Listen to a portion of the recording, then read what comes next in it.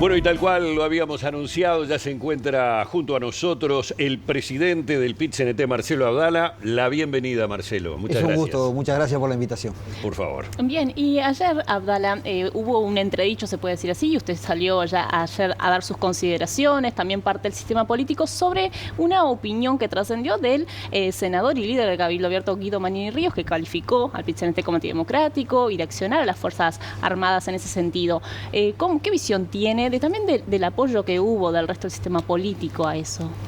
Y la verdad que quedamos nosotros bastante sorprendidos, consternados, tristes por esa locución que no tiene nada que ver con la práctica histórica del movimiento sindical. Recién escuchaba al ministro de Defensa. Se puede diferir, se puede discrepar con la acción, con los fundamentos del movimiento sindical, pero hace parte de la constitución de una democracia sana. Al final de cuentas, como la línea de los ojos, para el movimiento sindical es importante defender el trabajo, defender el salario, la seguridad social, la formación profesional de los trabajadores, su reconocimiento. Bueno, ahora aparecen otros temas que también son importantes y que entran en agenda, la revolución tecnológica, la reducción de la jornada laboral, las cuestiones de la salud mental, que hay una sociedad bastante compleja en ese sentido. Pero son cuestiones que hacen a la vida de la gente y por tanto contribuyen al clima, digamos, ciudadano. Entonces, se puede diferir. Ahora, establecer que el movimiento sindical podría tener algún comportamiento contra las instituciones es realmente un disparate. Porque si uno mira la historia, nunca el movimiento sindical estuvo comprometido con aquellos atentados contra las libertades o contra la institucionalidad. Y bueno, otros sectores no pueden decir lo mismo realmente. Marcelo, la exigencia, y con esto cerramos el tema, así nos metemos de lleno en el tema plebiscito y otros tantos temas.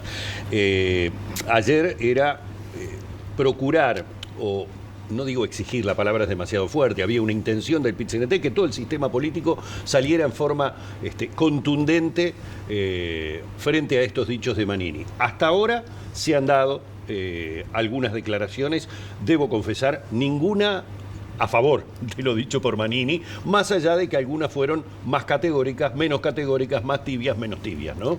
Sí, yo creo que es sano eso, porque, repito, el movimiento sindical dio la vida de sus mejores hijos. Si nosotros analizamos, por ejemplo, el último tan lamentable y triste golpe de Estado, en estos términos, despedidos de los lugares de trabajo, militantes clandestinos que tenían que separarse de su familia para poder desarrollar la labor sin ir presos, presos políticos, torturados, desaparecidos, asesinados. No se puede tan livianamente afirmar una cosa de ese tipo. Y al final de cuentas, cuando el movimiento obrero desarrolló esa acción en defensa de la democracia, desde el propio golpe de Estado, pero luego pasando por toda la lucha que desarrolló el movimiento sindical en esos 11 años, entre otras cosas era para que quienes pudieran eventualmente diferir con el movimiento sindical lo pudieran hacer con libertades. Entonces, es realmente un exabrupto que yo también, y en el PIT-CNT se sacó un comunicado público, no le queremos dar al asunto más trascendencia que la que le dimos en el día de ayer, pero bueno, yo celebro que el sistema político, distintas voces del sistema político hayan deslindado de esa posición porque es peligrosa. Fíjate vos que un trabajador, un organizador del movimiento sindical va a la puerta de un lugar de trabajo y plantea, bueno, gente, es bueno organizarse para ver que haya formalidad, que se cumplan los derechos. Si hay esa estigmatización, esa cuestión, evidentemente que se puede cortar la participación de la gente. Entonces es peligroso, por eso salimos un poco fuerte, pero siempre respetuosos de las opiniones, ¿no? Lo llevo ahora al tema de la recolección de firmas. Al 27 de abril hay que juntar 270.000 firmas. Hace unas 3 semanas se anunciaban 150.000. ¿Cómo viene esa adhesión? Bueno, realmente la voluntad de firmar de la gente es impresionante, digamos. Es claro que en el periodo, podríamos decir, diciembre, enero, un poquito ahora en el mes que acaba de terminar, febrero, la gente, digamos, está de licencias, entonces también la militancia no abordó masivamente el proceso de recolección de firmas. Así todo, realmente el ritmo de recolección de firmas es impresionante. Ahora nosotros lo que estamos tratando de desarrollar es una inflexión, una aceleración, cuestión de que el 27 de abril podamos entregar inclusive por arriba de esas 270.000 firmas. Nosotros aspiramos a llegar a un entorno de 500.000 firmas para garantizar que el plebiscito se haga, porque realmente estamos convencidos que es justo, ¿no? Plantear después que lamentablemente en la reforma jubilatoria se elevó al barrer la edad de jubilarse a 65 años, que por otra parte nosotros no tenemos ningún inconveniente con que si una persona está bien, saludable y tiene un buen trabajo y quiere seguir de los 60 a los 65 años, voluntariamente lo haga, no lo tiene prohibido. Digamos, pero que gente que de repente está castigada por un trabajo más penoso, que de repente queda desempleado cuando está por cumplir o en el entorno de los 50 y no consigue trabajo, esperar hasta los 65 años es muy complicado. Entonces, el primer punto de poder jubilarse, si así lo desea la gente, a los 60 años. Llevar la jubilación mínima y la pensión al salario mínimo nacional, hoy está en 22.280 pesos. Es decir, trabajaste toda tu vida. Es que cuando te jubilás tenés que perecer, digamos, desde el punto de vista de las penurias de no llegar a fin de mes. Y la tercera cuestión, erradicar el lucro financiero de la Seguridad Social, que lo recomienda, entre otros, la Organización Internacional del Trabajo, son puntos tan concretos y justos que realmente la gente firma, ¿no? Nosotros estamos muy contentos con la campaña, obviamente que ahora nosotros tenemos en los meses de marzo y abril que desarrollar una aceleración de eso. Mismo en turismo vamos a estar en actividad en todos los eventos que hay en el país para recolectar firmas. Y bueno, estamos haciendo barriadas y estamos planteando en los lugares de trabajo que todo el mundo se lleve las papeletas para que vuelvan, ¿no? Marcelo, más allá de que se ha dicho, es tremendamente atractiva, dicho esto entre comillas, la propuesta del PIT-CNT, es decir, ¿quién no firmaría por algo que a priori lo beneficiaría en todo? La gran argumentación que uno viene escuchando en contra de esa situación es más bien académica, diría más que política. Mucho economista saliendo a decir esto sería un desastre para el país, no le están diciendo la verdad de lo que esto le va a costar al país. El PIT-CNT tiene el Instituto Cuesta Duarte. ¿Le ha solicitado al instituto algún tipo de investigación, de avance, de estudio, para también poder argumentar desde el punto de vista económico cómo se sustenta esto que plantean? Bueno, de hecho tenemos algún informe de avance que a su vez estuvo basado en el propio estudio que el ámbito especializado del Banco de Previsión Social hizo al respecto. Y es de ahí que nosotros hemos afirmado que hay todo un primer tramo en el cual la propuesta nuestra se financia sola por la siguiente razón. Hay 22.000 millones de dólares que salen de la SAFAP y entran por la vía del fideicomiso al Banco de Previsión Social con todas las garantías para la gente. No es que se confisca ahorro ninguno, que eso va a ser utilizado para fines estrictamente jubilatorios y nadie va a cobrar menos de lo que hubiera cobrado con el sistema del que se sale. Y por tanto hay una cantidad de dinero importante que a esos efectos ingresa al Banco de Previsión Social, pero se achica el déficit en todo un principio, porque el año pasado, por ejemplo, en el 2023, y esto del propio Banco de Previsión Social, salieron del BPS, podríamos decir, hacia la SAFAP 1.468 millones de dólares. Es decir, hay un goteo año a año de dinero que podría administrar el Banco de Previsión Social que sale a la SAFAP que no sucede.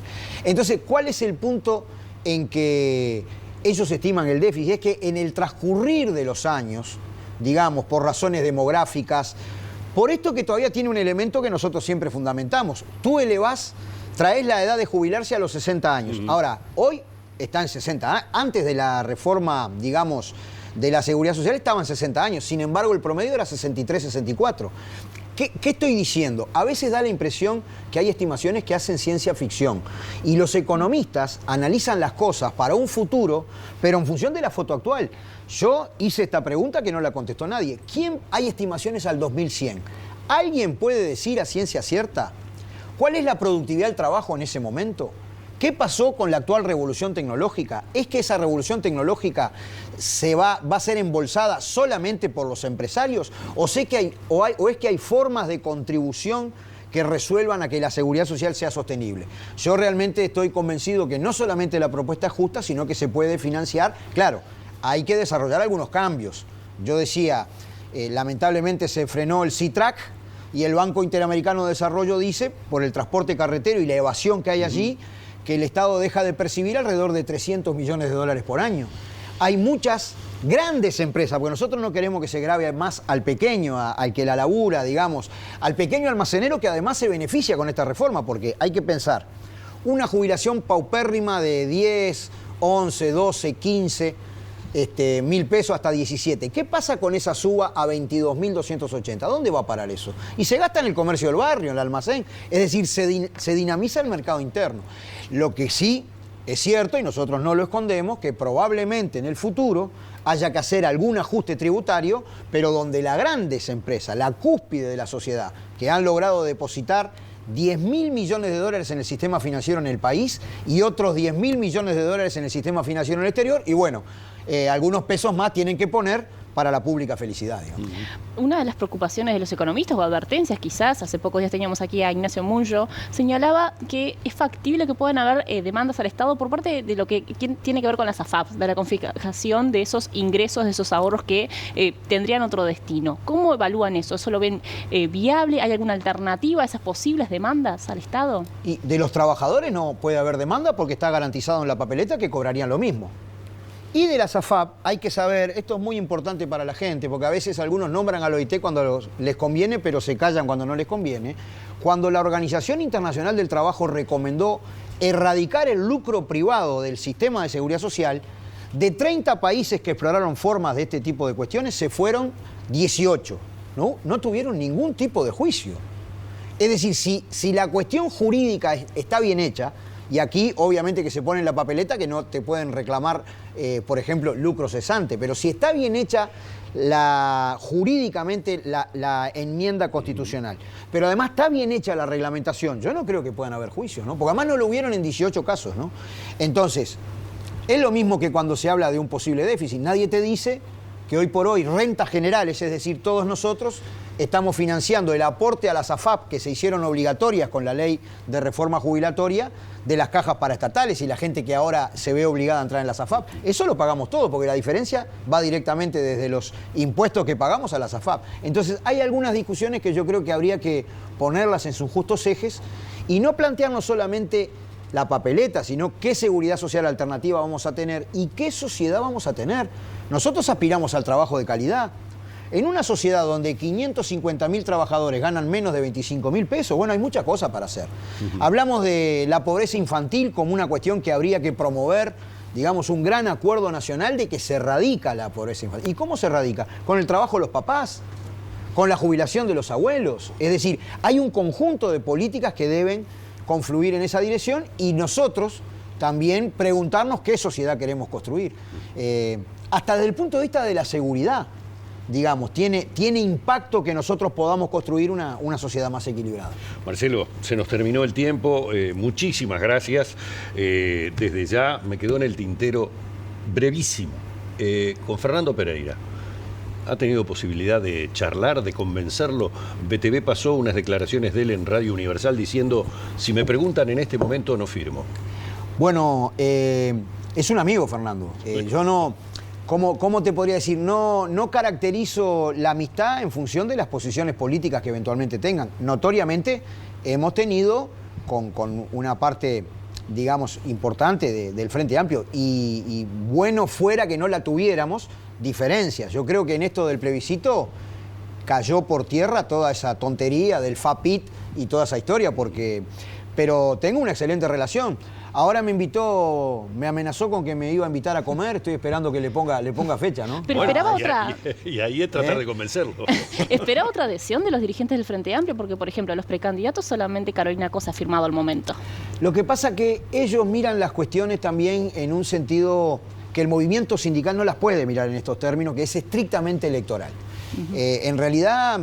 yo noté, leí declaraciones, resoluciones contrarias, digamos, al plebiscito, inclusive antes de que nosotros definiéramos el contenido. Es decir, no importaba cuál fuera el contenido, estaban en contra. Bueno, yo creo que es una lectura muy equivocada porque, lo digo brevísimo, si cuando estaba en tratamiento parlamentario, digamos, la reforma jubilatoria o el ajuste fiscal que hubo, porque al final se cargó básicamente sobre los trabajadores. El movimiento sindical hizo asambleas en todos los lugares, 3 grandes paros generales, algunos parciales y otros de 24 horas, enormes movilizaciones. En este país, ¿a alguien se le puede ocurrir que el movimiento sindical dijera, la dejo por esta, no insisto más? Y el planteo nuestro viene de muy lejos, ¿no? Es decir, Fernando, parado en el PCNT, obviamente que se adecuaba a un planteo que siempre hicimos, contrario a las AFAP. En fin, Yo respeto todas las opiniones, creo que la ciudadanía está firmando, va a firmar, y bueno, tal vez esto también dé para que se abran otras reflexiones y todos cambiemos la cabeza, ¿no? Muchísimas gracias. Gracias a ustedes. Hemos estado dialogando con el presidente del PIT-CNT, Marcelo Abdala. Vamos